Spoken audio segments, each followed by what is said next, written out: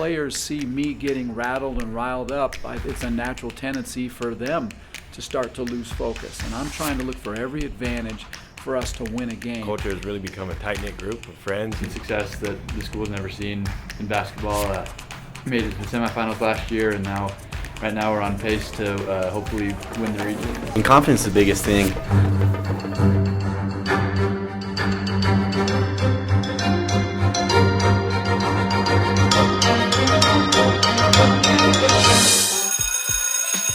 Hello and welcome to the Supercast. I'm your host, Superintendent Anthony Godfrey.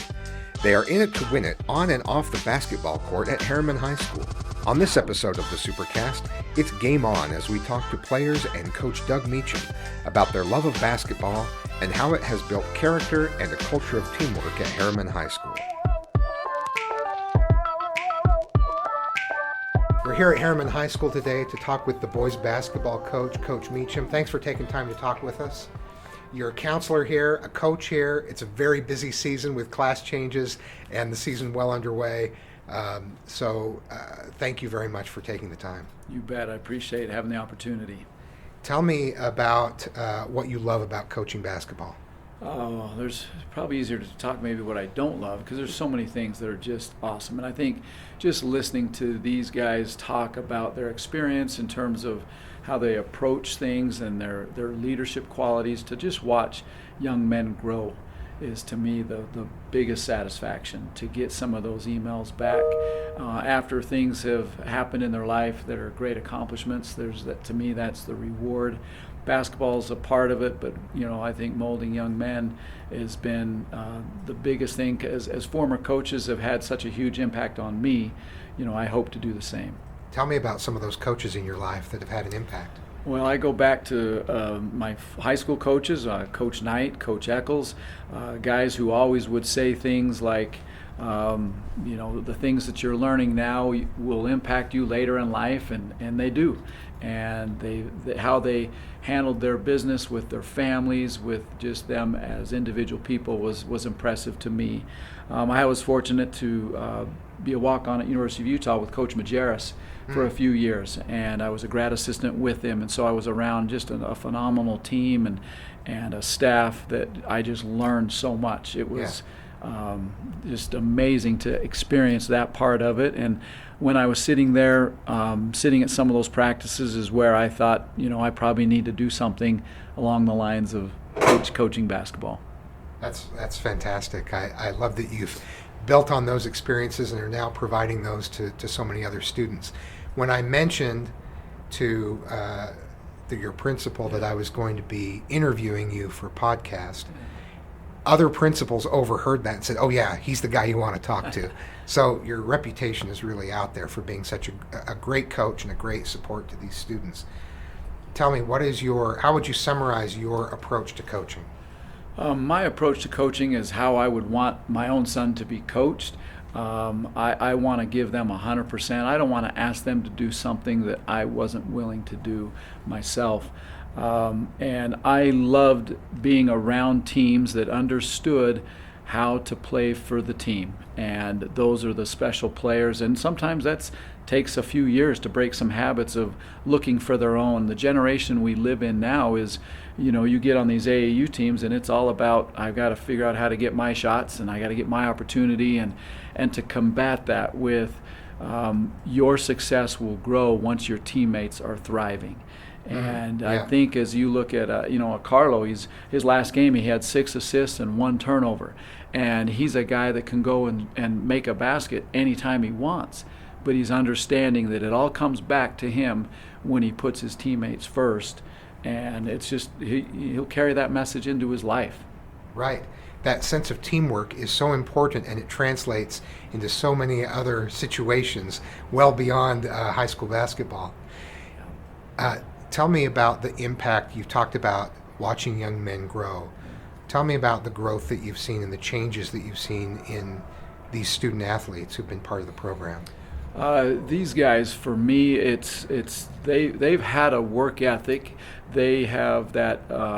This is one of the first groups that so I have to kick them out of the gym. And, it's one of those things where if they can't get into the gym here, they go find a church, and they understand that that's part of it, and they've learned to fall in love with the process.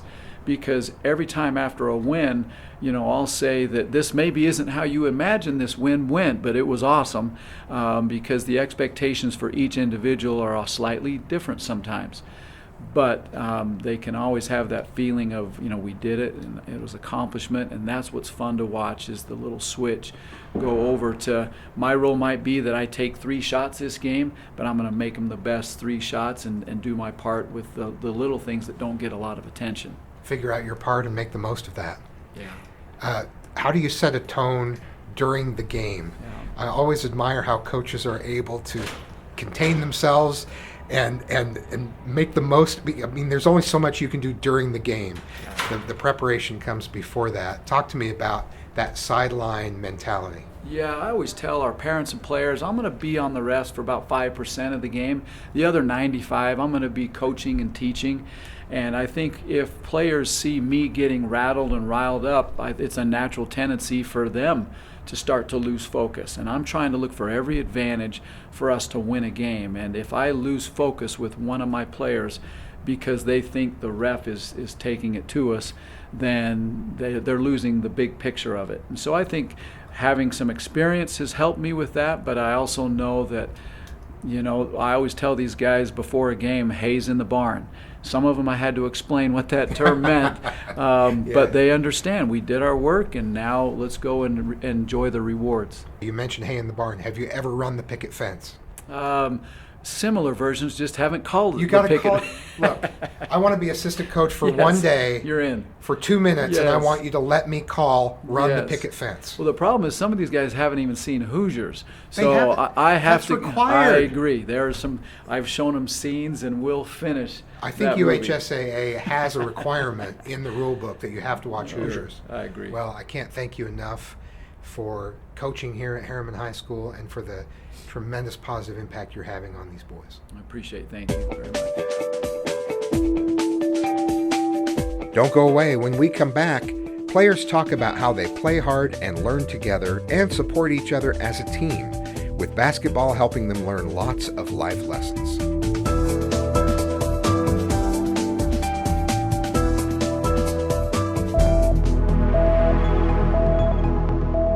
Never miss an episode of the Supercast by liking and subscribing on your favorite podcasting platform. Find transcripts for this episode and others at supercast.jordandistrict.org. It's something all parents need to know in the event of emergency in one of our schools. Hi, I'm Matt Alvarez, former law enforcement officer and Army Ranger, now school safety coordinator for Jordan School District. We're talking about the Standard Response Protocol, or SRP. Knowing SRP will help to keep everyone safe and informed if there is an emergency at one of our schools or buildings. Standard Response Protocol provides consistent, clear, shared language and actions for all students, staff, first responders, and parents. It is language that can be applied to any emergency situation.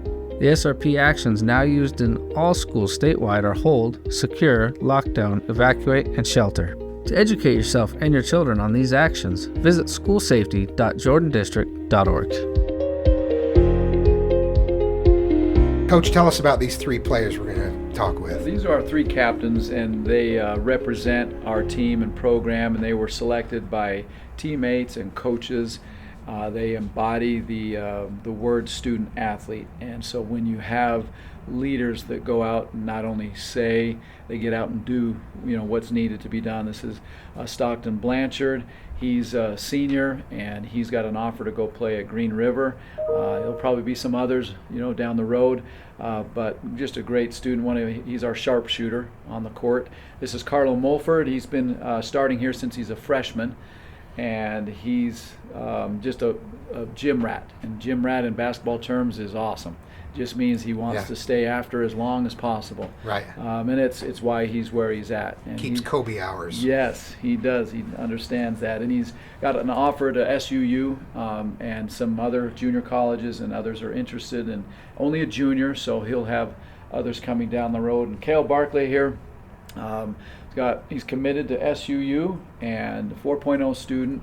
All the teachers, when they talk about any one of these guys, they always say, hey, they are great in their classes, and they understand that they take that as a priority, and it's really easy to coach these guys.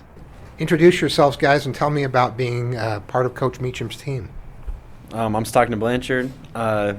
Just since Meach has been here, it's been 2 years that I played for him now. This is my second year. And just the culture change has been such a big thing for me, and the confidence I've gained from playing with him and his belief is just so big for not only me but our team in general. Tell me, you're the sharpshooter, so what are the elements of a great basketball shot? Just got to get your feet, got to get your elbow under. Confidence is the biggest thing. If you're struggling with confidence, you're not going to be a good shooter. So always believe in yourself. Is there some self-talk that you do during the game, or is it all just happening to you and you're in the moment? I feel like sometimes it's in the moment, and you don't ever want to tell yourself you're not going to make a shot. You always want to have that next play mentality, like Coach says a lot, and yeah. The next play mentality. Mm-hmm. That's great. I love that. I'm Carlo Mulford, and playing for Meacham has been a great experience for me. These past 2 years have been great for our program, and he just really helps build our confidence, and our culture has really become a tight-knit group of friends, and we really want to see each other succeed. And he takes a lot of time. He takes a lot of sacrifices, time out of his day to come help us prepare and get better, and time from his own job. And so, yeah, I really appreciate that, and it's just been a great experience. And he says you have a great work ethic. Talk to me about the hours you put in. Is it ever hard to stay at the gym longer? Oh, it's definitely hard, but it's just, motivation will get you really far, but discipline will just, get you even further. There's a lot of days where I'm too tired or feel like I'm too tired. I don't want to go put in the extra work, but it's just a discipline that'll just keep you going, keep you in the gym to continue to get better. I feel the same way about clearing my email inbox. 10 more emails. Come on, 10 more. Let's do it. Okay, how about you? Tell me about your experience. So I'm Cale Barclay, and the last 2 years of basketball has been the best basketball that I've ever been a part of. First 2 years here, our team struggled, didn't have a lot of camaraderie or team togetherness, and then Meacham came in and a culture change and just a huge energy boost really was the biggest thing, and we've seen success that the school's never seen in basketball. Made it to the semifinals last year, and right now we're on pace to hopefully win the region, and that's never been done. And then biggest goal is a state championship, and that's what we're looking forward to right now. So I love the sound of yes. that. You talked about teamwork. Tell me about how you've learned to rely on each other, and talk to me about leadership as a team captain. So I think the biggest thing is just being friends along with being teammates. All the time that we're spending outside of school and outside of basketball is usually together. We're all hanging out all the time, so we enjoy each other's presence. And Coach says a lot, find guys that you like to work with. So the coaching staff that he has, he loves to be around, and that's the same with the players. I just love these guys, so it makes it easy to go to battle for them and want to do things to make each other better. So like he said, we're all best friends. If we're not in the gym together, then we're out, messing around, hanging out with each other. Is at someone's house, so. Just that. We've all grown up together, so what Meacham has done for us, really pushing our culture for a team environment, team basketball, being able to play for each other, not just ourselves, and wanting goals for our team to succeed. Yeah, there's always been a friendship between all of us. Most of our rotation and players, we've all played together since second grade, so we've all had really tight, not only friendship, but we believe in each other and we know what we're all capable of. So if we're not performing to that standard, then we know what things to say or what certain things to just keep us motivated and keep on going. And I think that's the biggest thing too. I love that. How has being a part of this program changed you? Coach talked about you being student athletes and being really strong students. What's the relationship between being a student and an athlete, and have you been changed in this program? Well, yeah. Like Kel said, the first 2 years here, it was a struggle.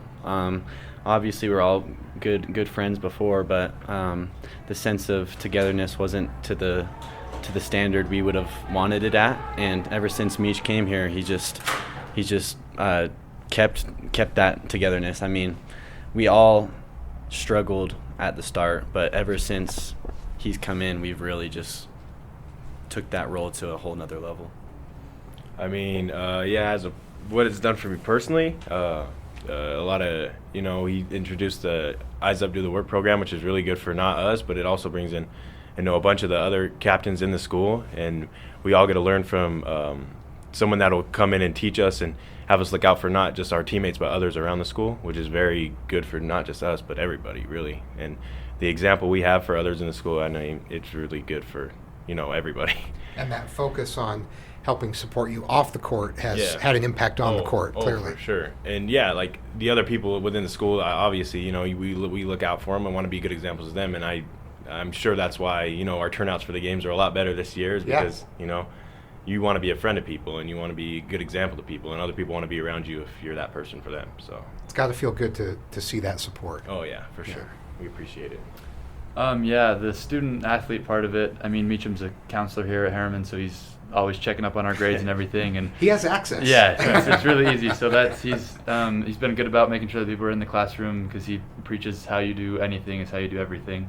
So if you're good in the classroom, staying on top of your grades, then you're going to be successful everywhere else. So that's a big focus of ours, and I think that's helped the team, because then there's not people sitting out for grades and doing homework and all that stuff. Everybody's can be there on time, all that type of stuff. So it's good. You kind of just turned into a motivational speaker. I'm kind of amped now. I'm ready to maybe not get out on the court, maybe get into a meeting and really get after it. Anyway, well, you guys are all super impressive. Coach talked about some of the opportunities that you have. Tell me what's next for you after Herriman High. Well, I just received an offer about a couple days ago to play at Green River College, Community College in Washington. And that's obviously a huge thing to me, and seeing my success and all the work that I've put in to get to this level, I'm super thankful for that. Obviously, I'm not sure what I'm going to do yet. Just kind of play it by ear, but I'm very interested in that. And yeah, we'll see. Okay, great. I'm not quite sure whether I want to go straight into college or serve an LDS mission. But, I'm going to just see what my options are for, at Southern Utah already, where I have a scholarship and College of Southern Idaho, whether my opportunities would be best for me to go right now or like after my senior year, or, to serve a mission if that would be best. Also, the other schools I'm talking to, hopefully I can, gain some more interest in other schools and look at my opportunities there. It's early so in it just depends. that process, sure. Yeah, I got a couple years. Yeah. So I actually signed to Southern Utah a couple months ago, right before the season. Super excited about it. That'll be the spot I go next year. I'm not going on a mission, so I'll be there 2025. And yeah, I'm just super excited about it. From Mustang to Thunderbird. Yes, that's the name for your autobiography right now. There. Yeah, okay, perfect. and then there'll be another mascot after that, right? Yeah, hopefully that's we just the goal. need that whole progression. Well, thanks a lot for talking with me. It's going to be really exciting to watch the rest of the season, and best of luck with everything. Thank you. Appreciate Thanks for joining us on another episode of the Supercast. Remember, education is the most important thing you'll do today. We'll see you out there.